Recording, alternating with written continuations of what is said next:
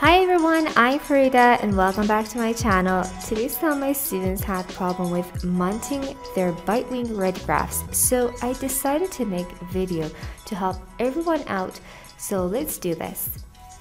Bitewing radiographs are radiographs that show the crown of upper and lower arc in the same time, and mostly it's ordered for checking interproximal caries. If you had missed my video on different types of radiographs, check that icon up there. When mounting X-rays, it's like putting parts of a puzzle together. When you're making a puzzle, you look up the picture on the box to give you a clue. Same as X-rays. Think about it like the patient is standing in front of you and pulling away the cheeks and looking to the skull with the teeth. On the skull, you see the premolars more closer to the midline or anterior, and the molars, the larger teeth, are in the back and posterior. We have 4 steps when mounting a bitewing. Now let's look at a radiograph. Step 1. If you have a film, there is a dot on the film or a bump. Hold it as the bump is towards you or the bump out. So the back and front of your film is correct, as if you're looking at the patient or sitting in front of you. On a digital radiograph, you are looking at it in your computer monitor, so you're seeing the front. Step 2, determining is it a premolar bitewing or molar bitewing. If you see the canine, it's a premolar bitewing because we should have the contact between the canine and the first premolar. If not, it's a molar bitewing. Step 3, determining the mesial or distal of the radiographs, considering the midline. In the premolar bitewing, the canine is closer to the midline, so it's mesial and the back is distal. In the molar bitewings, the premolar is closer to the midline, so it's mesial and the back is distal. Step 4, then finding out which teeth are the upper arc and which ones are the lower. In this step, we have 4 solutions. Number 1, looking at the mandibular molars.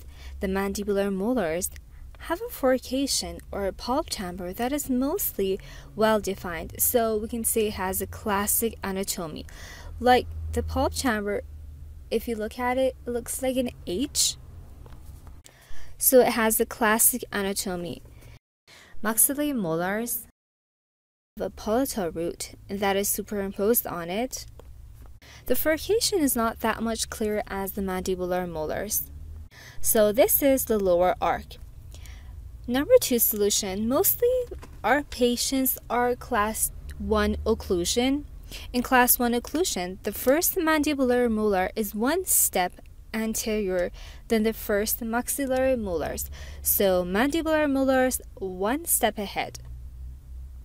Our 3rd solution is looking for a smile. So what is the smile? You have to look at a curve upward from anterior to posterior. Mostly patients have a slightly curve or a grin that is from anterior to posterior, so that would be another hint. And for my 4th solution is in the molar bitewings, if you see the ramus, that would be the landmark that shows the lower arc. So now that you know how to determine the mesial and distal and the upper and lower arc, are you ready to mount a bitewing X-ray? Let's nail it.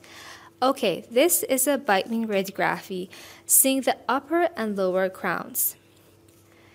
It's a digital X-ray. I'm going to tilt it 90 degrees. This green line is the midline of my patient.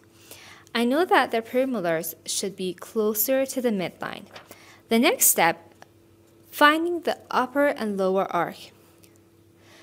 This molar has a much clearer and classic anatomy, and I can see the pulp chamber like an H, so it's the mandibular molar.